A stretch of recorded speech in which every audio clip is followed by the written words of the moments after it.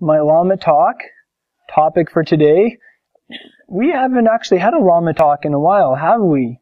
I think we're on the same page with regards to why we do what we do. Of course, Lama means why, so a Lama talk is a why talk. It has nothing to do with spitting mammals that are relatives of horses and donkeys and things.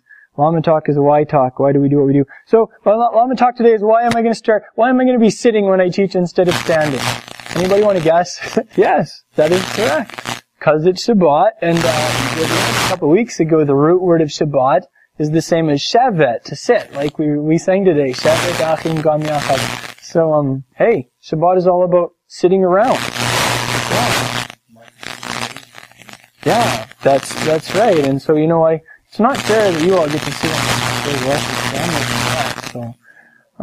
So, so there, now we're all even in that regard. And, I was thinking about that just last Shabbat. I felt a little too exhausted after.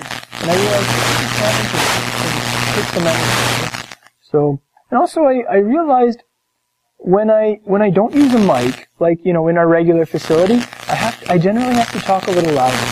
And it's not only an energy drain, but I don't feel like I can be as authentic in terms of how I talk. Like, I really like to talk conversationally when I teach.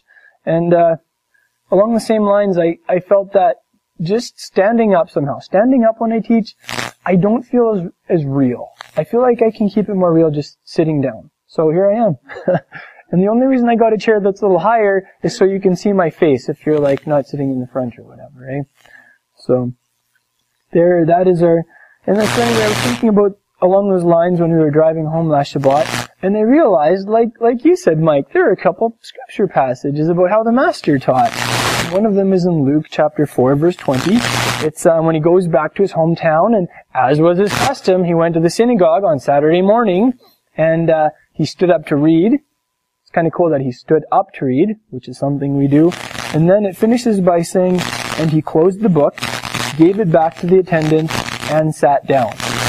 And the eyes of all in the synagogue were fixed on him, and he began to say to them, thus and so. So we see that the Master taught from sitting down in the synagogue. That was as you pointed out, that was the standard way of teaching in the Second Temple era.